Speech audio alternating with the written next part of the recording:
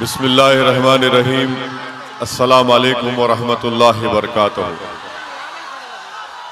मुअज़्ज़िज़ हाज़रीन इकराम, बुज़ुर्गान क़ौम और मिल्लत, मेरे गयूर नौजवान साथियों, शे नशीन पर तशरीफ़ फरमा मोहतरम जनाब अख्तरुल ईमान साहब, सदर बिहार मजलिस इत्तेहादुल मुस्लिमीन व रुकन असम्बली, जनाब माजिद हुसैन साहब रुकन असम्बली हैदराबाद, जनाब वारिस पठान साहब, जनाब आदिल हसन साहब, जनाब जलाल साहब, जनाब वक़ार सिद्दीकी साहब, राशिद जलील साहब, जनाब फैसल साहब और तमाम मेरी जमात के रुफ़क़ा व मोअज़्ज़िज़ीन, मैं सबसे पहले आप तमाम का शुक्रिया अदा करना चाहता हूं कि आपने अपना कीमती वक्त निकाल कर आज मजलिस इत्तेहादुल मुस्लिमीन के इस जलसे आम में आपने शिरकत की। आपका बहुत बहुत शुक्रिया। और मुझे इस बात का अंदाज़ा है कि बहुत ज़्यादा बारिश होने की बिना पर इस मैदान में अभी ज़मीन सूखी नहीं है, मगर आपकी मौजूदगी हमको इस बात का एक पैगाम देती है कि अल्हम्दुलिल्लाह मिथिलांचल में मजलिस इत्तेहादुल मुस्लिमीन की ज़मीन बड़ी मजबूत है और आप लोगों की मौजूदगी से इंशाअल्लाह ताला आने वाले विधानसभा में मुझे यकीन है कि मजलिस इत्तेहादुल मुस्लिमीन के उम्मीदवारों को आप अपने वोट से और अपने दुआओं से उसको देकर कामयाब और कामरान करेंगे। अभी आप मोहतरम अख्तरुल ईमान साहब से सुन रहे थे कि मुख्तलिफ समुदायों ने अपनी अपनी एक सियासी क़ियादत को बना लिया है, और बिहार हो या हमारा पूरा मुल्क हो, अगर हम नजर उठाकर देखेंगे तो पिछले 75 साल से, जब से हमने इस मुल्क को आजाद करवाया, जब से हमने इस मुल्क के संविधान को कबूल किया और आज तक 18 लोकसभा के इलेक्शन हो गए, बिहार विधानसभा के कई असेंबली के इंतखाबात हो गए। मैं आपको ये बात बता रहा हूं, याद रखिए, भारत की जमहूरियत की, लोकशाही की एक तल्ख हकीकत ये है कि जिसके पास उसका सियासी नेता होगा उसी से इंसाफ किया जाएगा, बल्कि उसी की कदर की जाएगी, उसी को मुकाम दिया जाएगा, उसी को उसका हक दिया जाएगा। अगर आप ये समझेंगे कि हम 19% बिहार में हैं और उसके बावजूद भी हमसे इंसाफ नहीं किया जाता, तो मेरे भाई मुझे एक सच्चाई को कहने दीजिए। ये तल्ख बात जरूर है, मगर सच्चाई ये है कि हम सिर्फ वोट डालने वाले बनकर रह गए, हम शहरी नहीं बन सके।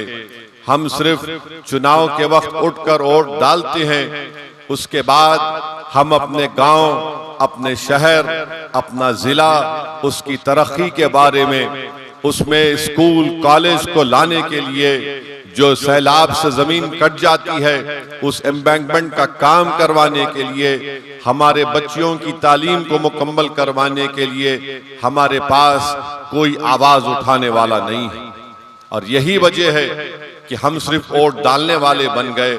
अगर आप शहरी बनेंगे, जब आप शहरी बनेंगे तो आपको अपने हुकूक पूरे आपको मिलेंगे, मगर अफसोस ये है कि हम सिर्फ, कभी हमको कोई आकर एक सेकुलरिज्म की बात कर देता है, हम वोट दे देते हैं।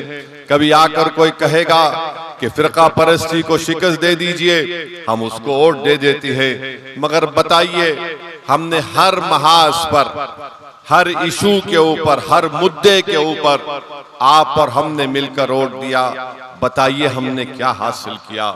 मेरे अजीज दोस्तों और बुजुर्गों, भारत की पार्लियामेंट में मुसलमानों की आबादी के लिहाज से कम हमारे 50 से 55 MP जीत कर आना चाहिए था, मगर आज भारत की पार्लियामेंट में कितने हैं? 22 या 23 रुकने पार्लिमान है। अगर आज भारत की पार्लियामेंट में 50 से ज्यादा मुस्लिम अराकीन पार्लियामान होते, अगर मजलिस इत्तेहादुल मुस्लिमीन का एक MP नहीं होता, बल्कि मेरे साथ अगर अख्तरुल ईमान और इम्तियाज जलील साहब होते, आप अपने दिलों पर हाथ रखकर मेरी इस बात को सोचिए कि क्या नरेंद्र मोदी ऐसा कानून बनाता जिससे वक्फ की जायदादों को हमसे छीन सकता था क्या? मेरे भाई, आप नहीं में जवाब तो जरूर दे देंगे। मेरे भाई, आप नहीं में जवाब जरूर दे रहे हैं, मगर बताइए क्या ये जवाब इतना काफी है कि हम नहीं बोल दें? मेरे दोस्तों, हमको और आपको अपना मुहासिबा करना है, एक तब्दीली को पैदा करना है। हमको अपने वोट से अपने नेता को कामयाब करना है। और याद रखिए, मिथिलांचल की सरजमीन पर बसने वाली, इस तारीखी सरजमीन पर बसने वाली जनता के दरमियान मैं खड़े होकर कह रहा हूं, नेता तुम्हारे दरमियान से बनेगा।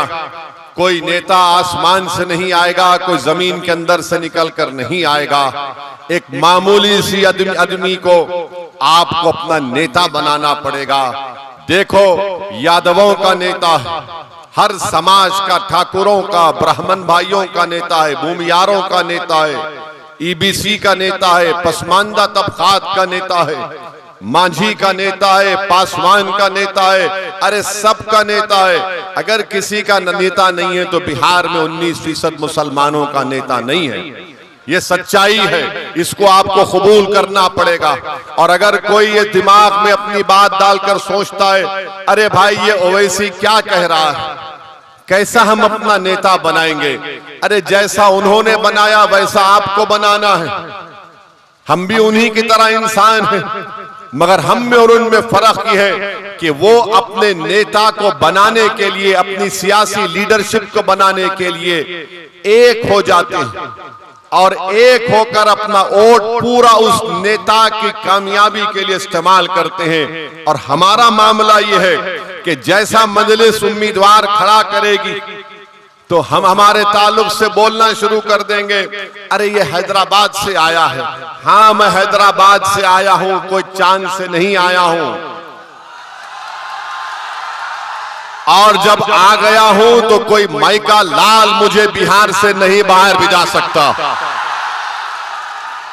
और जहां पर हम आते हैं वहां पर अपनी जमात के परचम को लहरा कर जाएंगे इंशाअल्लाह ताला।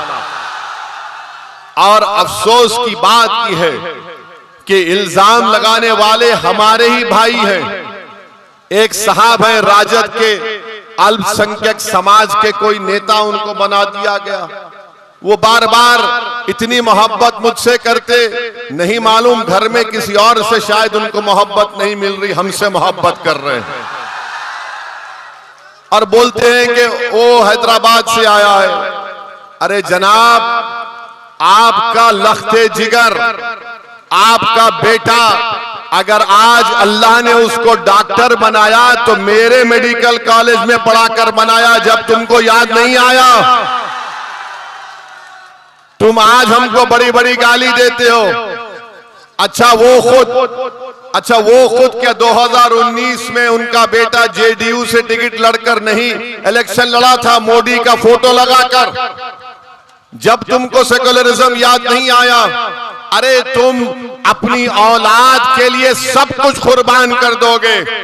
और मैं बिहार आकर 19% जनता की इंसाफ की बात कर रहा हूं। मैं बिहार को अपने बेटे के लिए नहीं आया हूं। मैं बिहार को इसलिए नहीं आया हूं कि हैदराबाद से किसी को लाकर यहां पर इलेक्शन लड़ा दूं। मैं बिहार को इसलिए नहीं आया हूं कि यहां पर वोट हासिल करके जिस तरह वो हमारे 4 MLAs अपना जमीर बेचकर बेईमान साबित हुए, वो अपना जमीर बेच देंगे। अरे मैं यहां पर आया हूं तो 19% जनता को एक नेता बनाने के लिए, और ऐसा नेता बनाने के लिए जो ना राजद से डरेगा, ना मोदी से डरेगा, ना नीतीश से डरेगा, बल्कि वो सिर्फ अल्लाह से डरने वाला होगा। और तुम्हारा मामला यह है कि जब हम नेता की बात करते, सियासी क़ियादत की बात करते, तो तुमको लगता है ना हमारा नेता तो खुला है। अरे तुम्हारा नेता तो लफ्ज़ मुसलमान बोलने को तैयार नहीं है। तुम्हारा नेता तो लफ्ज मुसलमान बोलने को तैयार नहीं है। ये कब तक ड्रामाबाजी चलेगी बताइए, ड्रामा कब तक चलेगा? मुसलमान इनको कब याद आता है? चुनाव आ गया, ए भाई हमको वोट दे दो, उसके बाद उसको पलट कर मत पूछो। चुनाव खत्म हो गया, हम खत्म हो गए, चुनाव आया तो देखो जुल्म हो रहा है, आपको दबाया जा रहा है। अरे जब जुल्म हो रहा है, जब दबाया जा रहा है, तो उसका रोकथाम कैसा होगा? उसका सद्देबाब क्या होगा? उसका सद्देबाब यह है कि तुमको लीडर बनना पड़ेगा, तुमको कायद बनना पड़ेगा। मुकद्दर के फैसले तुम तय करोगे कि पटना में जालिम बैठकर तुम्हारे नौजवानों, तुम्हारे मुस्तकबिल का फैसला नहीं करेगा। हम सिर्फ यही उम्मीद पर बैठे थे 50-60 साल से, अरे नहीं ये अच्छे लोग हैं, ये हमारा साथ देंगे, ये हमारी मदद करेंगे। अरे बताओ हमारा क्या फायदा हुआ? हमने रिपोर्ट बनवाई बिहार के मुसलमानों के बारे में, 5 साल पहले हमने उसको रिलीज करवाया। उस रिपोर्ट को पढ़ने के बाद अगर तुम्हारे दिलों में सच्चाई है, जो हम पर उंगली उठाते हैं, हम पर तनकीद करते हैं, बताओ रिपोर्ट पढ़ो, तुमको आईना दिखेगा, तुम्हारी गलतियां नजर आएंगी कि आज तुमने क्या हाल करके रख दिया। तो मैं आपसे अपील करने आया हूं कि हमको इस आने वाले विधानसभा में मुत्तहिदा तौर पर हमको अपने तमाम वोट का सही इस्तेमाल करना पड़ेगा। और मैंने अभी अख्तरुल ईमान साहब से बात की और उन्होंने ये बताया कि इंशाअल्लाह ताला यहां पर इंशाअल्लाह ताला मुख्तलिफ विधानसभा में, जाले में, बिस्फी में, क्यूटी में और दरभंगा में मजलिस का उम्मीदवार खड़ा किया जाएगा इंशाअल्लाह ताला। अब आप देखेंगे कि हमारे इस ऐलान के बाद इन तमाम लोगों में पेट में दर्द शुरू हो जाएगा। देखो हमारा बेटा खड़ा है, हमारा भाई खड़ा है। मैं किसी का बेटा नहीं हूं, मैं किसी का भाई नहीं हूं। क्या ये जनता जो यहां खड़ी हुई है, मेरा उनका खून का रिश्ता नहीं है, मगर जो बेटे, ठहरो, जो बेटे और अपने भाई की बात कर रहे हैं, अरे मेरा इस जनता से रिश्ता बहुत खून के रिश्ते से बड़ा है। वो रिश्ते को अल्लाह ने अपने कलमे की बुनियाद पर जोड़ दिया।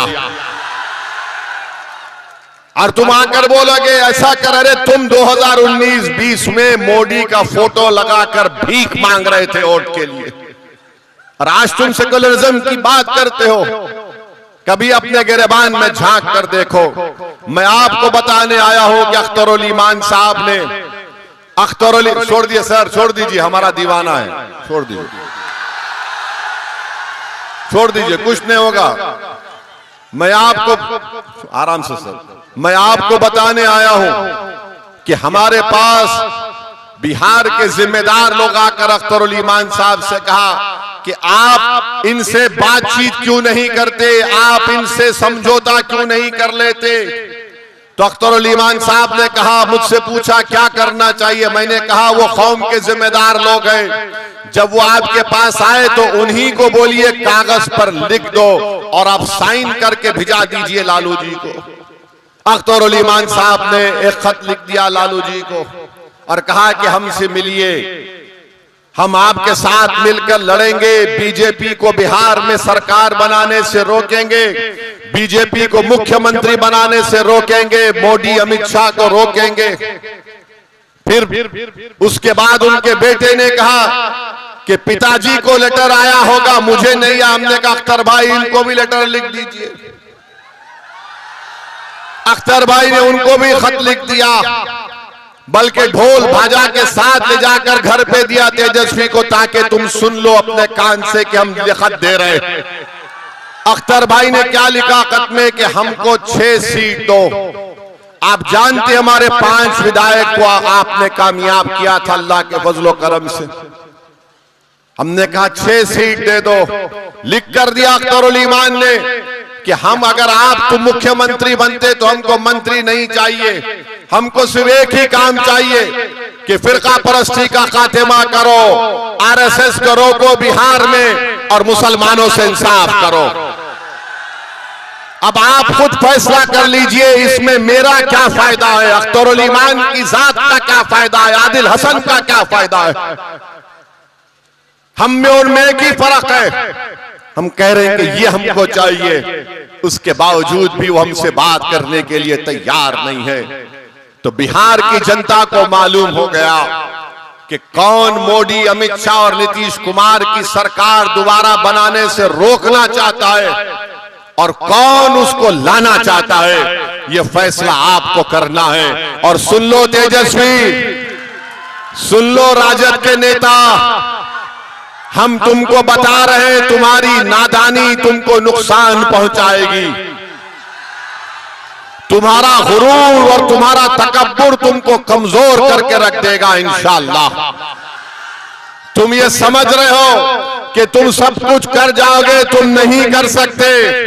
तुमको अगर बिहार में बीजेपी को रोकना है और बिहार में दोबारा मोदी और नीतीश कुमार की सरकार को अगर रोकना है तो तुमको ओवैसी और अख्तरुल ईमान का हाथ पकड़ना पड़ेगा।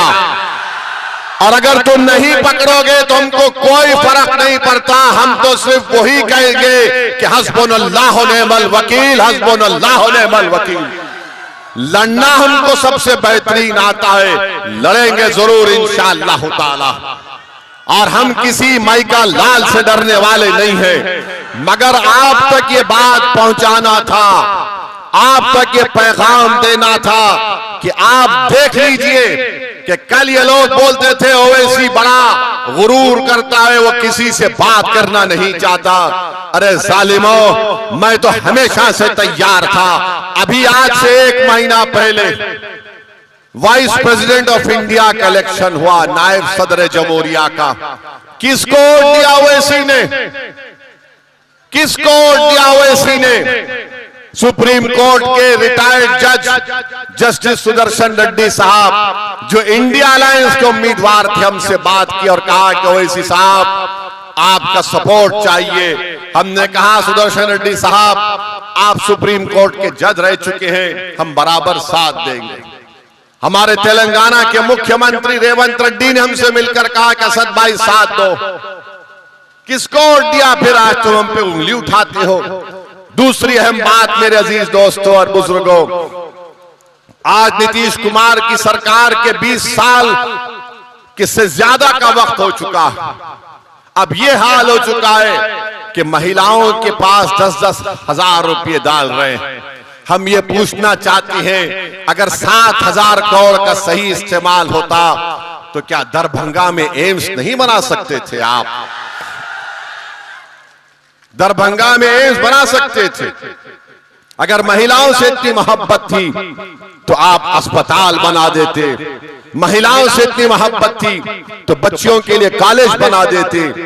आगे आप कुछ नहीं कर रहे और सिर्फ ऐलान कर रहे हैं। महाराष्ट्र में भी यही ड्रामा हुआ था। इसी तरह महाराष्ट्र चुनाव से पहले महिलाओं के अकाउंट में पैसे आए। अब फोन कर कर पूछ लो, महाराष्ट्र में कई नाम कम कर दिए गए, बास को पैसे भी नहीं आ रहे। तो मोदी जी लंबा लंबा छोड़ते, आपको मालूम ना, लंबा लंबा छोड़ते हैं। अब मोदी जी ने कह दिया कि भारत की जंग आजादी में आरएसएस ने बड़ा योगदान दिया। भाइयों बहनों, आप बताइए वो आरएसएस जो भारत की आजादी में उनका एक आदमी नहीं मरा, एक भी नहीं मरा। अगर कोई मरा अपनी जान दिया तो मोदी नाम बताओ। अगर एक आदमी तुम्हारा मरा तो नाम बताओ। मैं तुमको बिहार में जिन हमारे बुजुर्गों ने जंग आजादी में हिस्सा लिया, सुनो भाजपा आरएसएस वालों, मैं तुमको नाम सुनाता हूं। अब्दुल क़य्यूम अंसारी, मौलाना मजहरुल हक, बिस्मिल अजीमाबाद, सैयद अली इमाम, अब्दुल गफूर, सैयद महमूद, मखफूर अहमद एजाजी, ऐसे बहुत से नाम है मोदी जी। 1 घंटा लग जाएगा, इतने नाम बोलूंगा मैं। आप एक आदमी का नाम बताओ। झूठ बोलता है देश का प्रधानमंत्री के आरएसएस ने देश की आजादी में हिस्सा लिया। हेगडेवर सुनिए, हेगडेवर यकीनन जेल को गए थे जब वो कांग्रेस के मेंबर थे, आरएसएस को नहीं बनाया गया था। और हेगडेवर जेल को क्यों गए थे? ये बीजेपी के लोग बोलते कि महात्मा गांधी ने खिलाफत मूवमेंट चलाया। अरे दीवाने, हेगडेवर तो खिलाफत मूवमेंट की तारीफ में भाषण देकर जेल को गया था। और फिर गांधी ने कहा था कि जो जेल को जाएगा वो वकील नहीं ठहराएगा। तो हेगडेवर ने गांधी के हुक्म की खिलाफ वर्जी की, वकील को खड़ाया। और आपको जानकर ताज्जुब होगा, हंसना नहीं मैं जो कहूंगा, कोई जेल से जब निकलता है तो हेगडेवर का 12 किलो वजन बढ़ गया था। 12 किलो। मालूम हुआ कि जेलर से दोस्ती कर दिए तो जेलर इनका सैया बन चुका था। कपड़े छोटे हो गए। और मोदी जी बोलते हम आरएसएस ने बड़ा किया। अच्छा, देश में नमक का सत्याग्रह हुआ था, आरएसएस ने कहा नहीं हिस्सा लेंगे, हेगडेवर हिस्सा लिए। और उनकी जीवनी किताब में कोई लिखता है, उन्हीं का आदमी, कि हेगडेवर इसीलिए हिस्सा लिए ताकि वो लोग अवाम को, जनता को आरएसएस पे लाना चाहते थे। देश ने फैसला किया क्विट इंडिया मूवमेंट, अंग्रेज भारत छोड़ो। तो कौन थे श्यामा प्रसाद मुखर्जी? बताओ मोदी, जो फजलुल हक के साथ डिप्टी चीफ मिनिस्टर थे। जिस तरह तेजस्वी नीतीश कुमार के साथ थे, बाद में दोनों में तलाक हो गया, क्यों हो गया नहीं मालूम। श्यामा प्रसाद मुखर्जी, पूरा देश बोल रहा अंग्रेज छोड़ो, श्यामा प्रसाद मुखर्जी बोल रहे नहीं अंग्रेज रहो। उस पर नहीं बोलेंगे। जब हमने तिरंगा दिया तो आरएसएस की किताब ऑर्गेनाइजर ने लिखा कि हम 3 रंग को मनहूस मानते हैं। ये ऑर्गेनाइजर मैगजीन ने लिखा कि भारत का तिरंगे में 3 रंग मनहूस होता है।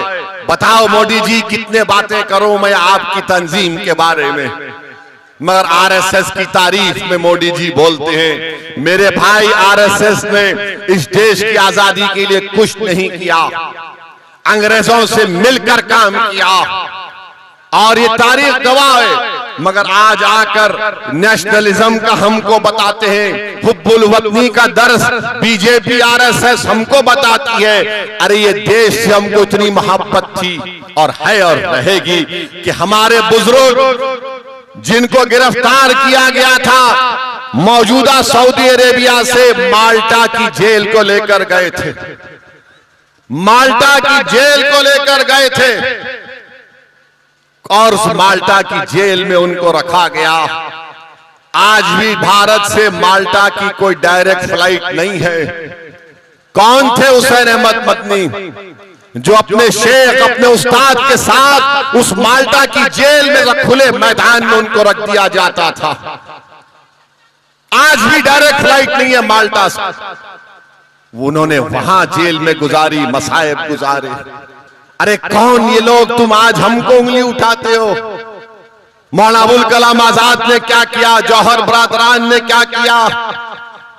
बताओ मेरे अजीज दोस्तों और बुजुर्गों, ये हमारे बुजुर्ग थे, हमारे अकाबरीन थे, जिन्होंने इस देश को आजाद करवाया। आज उसी देश में आज बीजेपी हमसे कह रही है कि तुम आई लव मोहम्मद सल्लल्लाहु अलैहि वसल्लम का पोस्टर नहीं उठा सकते। टीपू सुल्तान ने अपनी जान को गंवा दिया अंग्रेजों से लड़ते हुए। ये जितने हमारे बुजुर्ग थे सब आशिक रसूल सल्लल्लाहु अलैहि वसल्लम थे। एक से एक बड़ा आशिक रसूल था। और आज हमको कह रहे हैं कि तुम आई लव मोहम्मद का पोस्टर नहीं उठा सकते।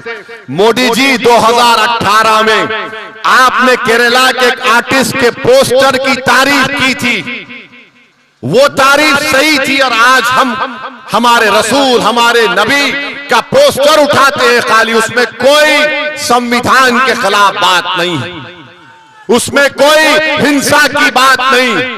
वो तो मेरा अकीदा है, वो तो मेरा दीन है। जो भारत के संविधान की दफा 25 और 19 मुझे इस बात की इजाजत देता, मेरा फंडामेंटल राइट है। और उत्तर प्रदेश में जहां पर बीजेपी की सरकार है, गरीबों ने अपने घर पर कागज पर लिखकर लगाया तो जालिम हुकूमत ने उन दीवारों से उस पोस्टर को निकलवा दिया। अरे याद रखो, सोवियत यूनियन था जिसने मदरसों को बंद कर दिया। दुनिया ने देख लिया कि सोवियत यूनियन खत्म हो गया, मदरसे आज भी आबाद है। तुम आज वो पोस्टर निकाल कर समझ रहे हो कि हमारे दिलों से, हमारे वजूद से, हमारी सोच और फिक्र से हमारे रसूल की मोहब्बत कम हो जाएगी? नहीं होगी। ना भारत से मोहब्बत कम होगी, ना मोहम्मद सल्लल्लाहु अलैहि वसल्लम से मोहब्बत कम होगी। दुनिया खत्म हो जाएगी मगर मोहम्मद सल्लल्लाहु अलैहि वसल्लम का नाम रहेगा। मेरे अजीज दोस्तों और बुजुर्गों, मैं आपको बताने आया हूं कि ही बीजेपी ने नीतीश कुमार के साथ मिलकर, चिराग पासवान के साथ मिलकर, कुशवाहा साहब के साथ मिलकर, चंद्रबाबू नायडू के साथ मिलकर, कुमारस्वामी के साथ मिलकर एक ऐसा काला कानून बनवाया, वक्फ का काला कानून। और उस कानून के जरिए बीजेपी, आरएसएस, नीतीश कुमार जिस जमीन का मालिक, जिस मस्जिद का मालिक, जिस दरगाह का मालिक, जिस खानखा का मालिक अल्लाह है, ऐसे कानून से उसको छीनना चाहते हैं। भारत की पार्लियामेंट गवाह है कि हमने जब कानून को भारत की पार्लियामेंट में लाया गया, दोनों मर्तबा मैंने भारत के संविधान का, सुप्रीम कोर्ट के फैसलों का हवाला देकर उस वक्फ तरमीमी कानून की कानूनी दलाइल को सामने रखकर उसकी धज्जियां उड़ाई और मोदी के आंख में डालकर कहा, यह कानून को मैं फाड़ता हूं, यह भारत के संविधान के खिलाफ है। मेरे अजीज दोस्तों और बुजुर्गों, हम एक ऐसे माहौल में हैं, मैं आपसे अपील कर रहा हूं कि अपने के कोर्ट का सही इस्तेमाल करिए। हमको इन ताकतों को हराना है जो भारत को कमजोर करना चाहते हैं, जो भारत के संविधान को कमजोर करना चाहते हैं। मेरे अजीज दोस्तों और बुजुर्गों, सोचिए थोड़ी देर के लिए, ये लड़ाई जो ओवैसी और अख्तरुल ईमान लड़ रहे हैं, ये नौजवानों की लड़ाई लड़ रहे हैं। बिहार में करीब 60% आबादी 25 साल से कम उम्र नौजवानों की है। आप इनके चेहरों को देखकर वोट डालो, इनके मुस्तकबिल को सामने रखकर वोट डालो।